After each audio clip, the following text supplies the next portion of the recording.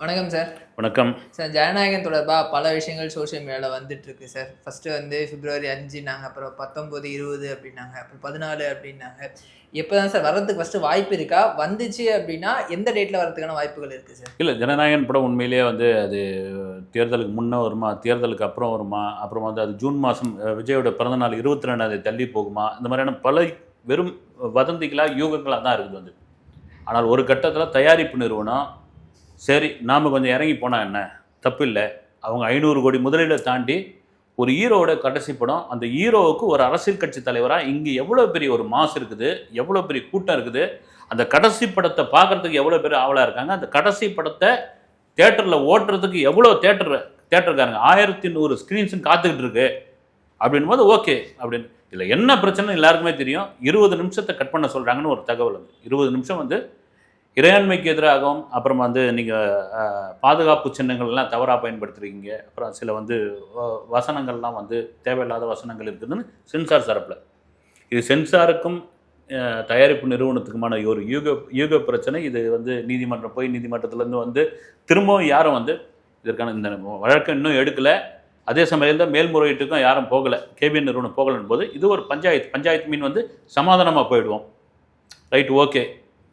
அதாவது சண்டைக்காரங்கால இடத்துல சாட்சிக்காரங்கால விழுந்துடலாயா அப்படின்ற அளவுக்கு வந்து முடிச்சுக்கோ. நம்ம இதில் அவ்வளோ 500 கோடி ரூபாய் முதலீடு இருக்குது. அதை தாண்டி இந்த படத்தை பிப்ரவரி 19, 20க்குள்ளே ரிலீஸ் பண்ணிடலாம் அப்படின்னு முடிவுக்கு வந்தாச்சு. ஏன்னா ஏப்ரல் மிடில் தேர்தலுக்கான தேதி, அதாவது ஓட்டு போடுற நாள் அன்றைக்கி தான் அப்படின்னு ஒரு விஷயம் போயிட்டுருக்கு. இன்னும் கன்ஃபார்ம் ஆகலை. அதாவது ஏப்ரல் மாதம் மிடில் வந்துடும், இல்லைன்னா ஏப்ரல் மாதம் கடைசியில் தேர்தல் வந்துடும். அப்படி பார்த்தீங்கன்னா தேர்தல் தேதியை வந்து இந்த மாத இறுதியில் தேர்தல் ஆணையம் அறிவிப்பதற்கான வாய்ப்பு இருக்குது. அப்படின்போது தேர்தல் ஆணையம் தான் இந்த கண்ட்ரோலை எடுத்துரும். எடுத்த பிறகு ஜனநாயகன் படத்தை நீங்கள் அப்போ ரிலீஸ் பண்ணுறீங்கன்னா கண்டிப்பாக கடுமையான எதிர்ப்பு மற்ற கட்சிகளிலிருந்து வரும். குறிப்பாக திமுக, அண்ணா திமுக. என்னென்னா எங்கள் கட்சியை தாக்கி இதில் வந்து வசனம் இருக்குது, எங்களை வந்து டேமேஜ் பண்ணியிருக்காரு, அப்புறம் ஒரு கட்சியுடைய தலைவர் வந்து அவங்களுடைய பிரச்சார படமாக அதை கொண்டு வந்திருக்காரு, அப்புறம் சாட்டையில் தூக்கி எல்லாரும் அடிக்கிறாரு, மக்கள் வந்து எப்படி ஓட்டு போடுவாங்க, இந்த மாதிரியான விமர்சனங்கள் வரும். அப்படின்பொழுது தேர்தல் ஆணையம் இப்போ ரிலீஸ் பண்ணாங்க, தேர்தல் முடிக்கிட்டோம் அதுக்கப்புறம் ரிலீஸ் பண்ணிங்கன்னா தள்ளி போகும். ரைட், முடிச்சிடலாம் அப்படின்றதுக்காக நாளைக்கு இல்லை நாளை மறுநாள் இதோடைய ரிலீஸ் டேட் தெரிஞ்சு போயிடும். அநேகமாக வருகிற 19 அல்லது 20ஆம் தேதி ஜனநாயகன் உலகமெங்கும் ரிலீஸ் ஆவதற்கான வாய்ப்பு நிறைய இருக்கிறது. சார் கோர்ட்டில் ஒரு பக்கம் வந்து அந்த கேஸ் இன்னும் போயிட்டு தான் இருக்குது. இவங்க வித்ட்ரா பண்ணுறாங்க அப்படின்ற மாதிரி சொல்லப்பட்டது. பட் ஆனால் இது வரைக்கும் அந்த கேஸ் வந்து வித்ட்ரா பண்ணலை. ஆனால் இது வந்து ஒரு இதுவாக இருக்கே சார், ஒரு நெருடலாக இருக்கே சார். இல்லை, வித்ட்ரா பண்ணல அப்படின்றத தாண்டி வந்து இன்னும் பேசுறது தானே உங்களுக்கு. நீங்கள் என்ன எதிர்பார்க்குறீங்க? இப்போ ஒரு சென்சார் போர்டு இந்த இடத்துல கட்டு கொடுக்கணும், இந்த இடத்துல மியூட் கொடுக்கணும் அப்படின்போது நீங்கள் ரிவைசிங் கமிட்டிக்கு போகணும். இவங்க ரிவைசிங் கமிட்டிக்கு போகாமல் நீதிமன்றத்துக்கு வந்ததுனால அவங்களுக்கு ஈகோ டச் ஆகி போச்சு. சரி நாங்கள் இறங்கி வரேங்க, 20 நிமிஷம் தான் நாங்கள் கட் பண்ணுறோம். இது கூட ஆரம்பத்தில் நம்ம கேள்விப்பட்டப்போ என்னென்னா இவர் எச் வினோத் இந்த 20 நிமிஷம் கட் பண்ணிங்கன்னா படத்தோடைய கண்டென்ட்டே மொத்தமாக காலி ஆகிடுங்க, ஏன் அப்படின்னு ஒரு படைப்பாளி அவர் வந்து ஃபீல் பண்ணியிருக்காரு. இப்போ அதெல்லாம் கூட ரீஷூட் பண்ணிக்கிற மாதிரி பண்ணிக்கலாம், ஏதாவது பேட்ச் ஒர்க் கூட நம்ம எடுத்துக்கலாம், நம்ம ஏதோ ஒரு படி இறங்கி தானே ஆகணும், அப்படி இறங்கி வந்துடுவோன்றதுக்கான ஒரு பேச்சுவார்த்தை தான் நடந்துகிட்டு இருக்கு. இப்போ விஜய் அவர்கள் இதுக்கு ஒத்துப்பாரா சார்? ஏன்னா வந்து அவர் இது வரைக்கும் சமரசனம் இல்லாமல் வந்து போயிட்டுருக்காரு. நீதிமன்றத்துக்கு போனார், பல விஷயங்கள் வந்து பண்ணியிருக்காரு. இந்த 20 மினிட்ஸ் கட் பண்ணுறதுக்கு அவர் ஒத்துப்பாரா? இல்லை, ஹீரோ கண்டிப்பாக வந்து கேட்டு ஒத்துக்குன்னு தான் ஆகணும். ஒத்துப்பாரானது வந்து ஒத்துக்குன்னு தான் ஆகணும். அதை தவிர பார்த்தீங்கன்னா விஜய் இந்த ஜனநாயகன் சம்மந்தமாக அவர் எந்த இடத்துலையும் அது சம்மந்தமாக ஒரு வார்த்தை கூட பேசலை. அது ஒரு திரைப்படம், டைரக்டர் பார்த்துவார், ப்ரொடக்ஷன் நிறுவனம் பார்த்துப்பாங்க. என்னுடைய கட்சி சார்ந்த விஷயங்களை நான் பேசிக்கிட்டு இருக்கேன்னு அது சம்மந்தமாக எந்த கட்சி இடத்துலையும் எந்த மீடியா முன்னாடி அது சம்மந்தம் ஒரு அறிக்கை கூட விடல.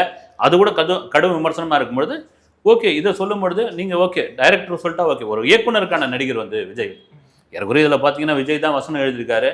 இந்த வசனம் தான் ரொம்ப தெரிக்கிற மாதிரி இருக்குது, பவர்ஃபுல்லாக இருக்குதுன்ற மாதிரியான விஷயங்கள் தான் இப்போ ஓடிக்கிட்டு இருக்கு. விஜய் வந்து ஒத்துப்பார். நீங்கள் சொன்ன மாதிரி ஹெச் வினோத் வந்து கொஞ்சம் மறுத்தார், அப்புறம் ஒத்துக்கிட்டார் அப்படின்ற மாதிரி வந்து சொன்னீங்க.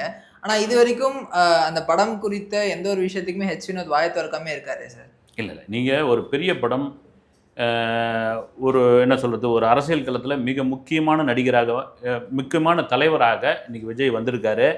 இந்த நேரத்தில் போயிட்டு நீங்கள் இந்த படம் சம்மந்தமாக ஏதாவது ஒரு டைரக்டர் பேசும்போது அது வேறு விதமாகும். நீங்கள் பெரும்பாலும் பார்த்தீங்கன்னா பெரிய ஹீரோக்களை வச்சு படம் பண்ணுற டைரக்டர்ஸ் வந்து அந்த படம் முடிகிற சமயத்தில் அல்லது வந்து ரிலீஸுக்கு ஒரு 3 நாளைக்கு முன்னாடி இருக்கும்போது தான் ஊடகங்களுக்கு பேட்டி கொடுப்பாங்க. காரணம் என்னென்னா அதுக்கு முன்னாடி பெரிய ஐப்பு கொண்டு வந்துடக்கூடாது. அது சமயத்தில் ஏதாவது வந்து ரிவீல் பண்ணிடக்கூடாது. நம்மளை மீறி ஏதாவது ஒரு விஷயம் இன்னைக்கு சொன்னாலே அது இதுவாகிடுது. இதில் இப்படி தாங்க விஜய் வந்து ஒரு வசனம் பேசுகிறாரு அப்படின்னு ஒரு அப்டேட் கொடுத்தாலே போதும். அது வேற விதமாகனா அதனால் வினோத் மௌனமாக இருப்பது மிகச்சிறந்தது. அதுதான் சரியான விஷயமும் கூட. சார் 20ஆம் தேதி படம் வரும் அப்படின்ற மாதிரி வந்து சொல்கிறீங்க. இப்போ ப்ரமோஷனாக ஆல்ரெடி இவங்க வந்து இந்த கோர்ட்டு கேஸ் எல்லாமே வந்து ப்ரமோஷனாக வந்துருச்சு. ஆனால் அதை தவிர்த்து இந்த டீம் இன்டர்வியூ இல்லை விஜய் வந்து எக்ஸ்க்ளூசிவாக பேட்டி அந்த மாதிரி ஏதாவது வாய்ப்பு இருக்கா சார்? வாய்ப்பே இல்லை. இந்த படத்துக்கெலாம் டீம் இன்டர்வியூ, ப்ரொமோஷனு, விஜய் வந்து பேட்டி கொடுத்தாகணும் அதெல்லாம் கிடையாது. நீங்கள் எப்போ ரிலீஸ் பண்ணுறீங்க சொல்லுங்கள். நீங்கள் வெளியூருக்கும் வெளிநாடுக்கும் போகிறதுக்காக இங்கே இருக்கிற ரசிகர்கள் காத்துக்கிட்டு இருக்காங்க. மீடியாக்களே காத்துக்கிட்டு இருக்காங்க. ஏன்னா இங்கே 9 மணிக்கு தான் வந்து போல் பக்கத்து மாநிலங்களில் 6 மணிக்கோ 5 மணிக்கோ. ஆனால் வந்து துபாய் மாதிரி இலங்கை மாதிரியான நாடுகளில் 3-4 மணிக்கெலாம் அந்த படத்தை போடுறதுக்கு ரெடியாக இருக்காங்க. அப்போ வந்து ஃப்ளைட்டை பிடிச்சி பார்க்கறதுக்குலாம் அங்கே போயிட்டு இருக்காங்க போது இந்த படத்தின் மீதான எதிர்பார்ப்பு, இந்த படத்தை வந்து அதாவது வந்து சாதாரணமானாலும் சூப்பர் ஆளாகி மாற்றிட்டீங்களா, அது மாதிரி வந்து ஒரு வெற்றி படம், அதை மாபெரும் வெற்றி படமாக மாற்றினது வந்து சென்சார் போர்டு தான் அது. அதனால் இதுக்கு ஒரு ப்ரொமோஷனே தேவையில்லை. ஜனநாயகன் வரப்போதுன்னு ஒரு டேட்டை கொடுத்தீங்கன்னா போதும், சோஷியல் மீடியாவை தெரிக்கும், அவங்களே எல்லாத்தையும் பார்த்துப்பாங்க. ரசிகர்கள் எந்த மாதிரி ஒரு மனநிலைக்கு வந்திருக்காங்க சார் இப்போ? இல்லை கண்டிப்பாக அவங்க வந்து ஒரு பொங்கலுக்கு வந்து பெரிய அளவில் எதிர்பார்த்தாங்க. 9ஆம் தேதி ஜனவரி 9 அப்படின்போது அதுதான் ஜனநாயகன் பொங்கலாக இருக்கும்னு. அது இல்லை அப்படின்னு இதுக்கான அழுத்தம், இதுக்கான காரணங்கள் அப்படின்னு அவங்க புரிஞ்சுக்கிட்டாங்க. எப்போ வந்தாலும் அது ஜனநாயகன் பொங்கல் தாங்க, எப்போ வந்தாலும் அது பொங்கல் தாங்க அப்படின்னு முடிவு பண்ணோம். அவங்க ஒரு உண்மையிலே அது ஒரு பெரிய பக்குவ நிலைக்கு வந்துட்டாங்க. எப்போ வந்தாலும் நாங்கள் கொண்டாடுவோம். பொதுவாகவே ஒரு கருத்து இருக்குது வந்து ஒரு படம் தாமதமாச்சுன்னா அந்த படம் வந்து அந்த அளவுக்கு மக்கள்கிட்ட ரீச் ஆகாது அப்படின்னு. நான் ஜனநாயகங்கள் அப்படி இருக்கிறதுக்கான வாய்ப்பு இல்லைன்னு எனக்கு தோணுது. அது காரணம் என்னென்னா, ஒரு பெரிய உச்ச நட்சத்திரம் இதுதான் என்னுடைய கடைசி படம் அப்படின்னு சொல்லியிருக்கும் பொழுது அப்படி என்னதான் இந்த கடைசி படத்தில் சொல்லியிருக்காரு, என்னதான் பண்ணியிருக்காருன்னு பார்க்கலாம் அப்படின்ட்டு ஃபேமிலி ஆடியன்ஸ்குள்ளே வர்றதுக்கான நிறைய வாய்ப்பு இருக்குது. சரி, இந்த இப்போ திரைப்படம் வந்து திட்டமிட்டபடி ரிலீஸ் ஆயிருந்துச்சு அப்படின்னா ஒரு 500-600 கோடி அந்த அளவுக்கு கலெக்ட் ஆகும் அப்படின்ற மாதிரி எதிர்பார்க்கப்பட்டது சார். ஆனால் இவ்வளோ பிரச்சனைகள் தாண்டி அந்த திரைப்படம் வந்து ரிலீஸ் ஆகும்போது அதனுடைய வசூலில் வந்து பாதிப்பு ஏற்படுமா சார், இல்லை இன்னும் விட அதிகமாக வசூல் ஆகுமா சார்? இன்னும் அதிகமாகும். உங்களுக்கு வந்து ஒரு பண்டிகை நாளில் ரிலீஸ் பண்ணியிருந்தால் உண்மையாகவே அந்த பண்டிகையை ஒரு 10 நாள் பண்டிகை வந்து கொண்டாடிருப்பாங்க. அது ரைட், ஓகே. அதே சமயத்தில் இந்த படம் சம்மந்தமாக வந்து பேசி பேசி பேசி பேசி பேசி கொண்டு வந்ததுனால இப்போ இந்த படத்துக்கு சொன்ன மாதிரி பெரிய ஐப்பு உருவாகிடுச்சு. வந்து இன்றைக்கி ஃபேமிலி ஆடியன்ஸை தாண்டி ரிப்பீட் ஆடியன்ஸ் வந்து இன்றைக்கி ரிப்பீட் ஆடியன்ஸ் ரொம்ப கம்மியாயிட்டாங்க.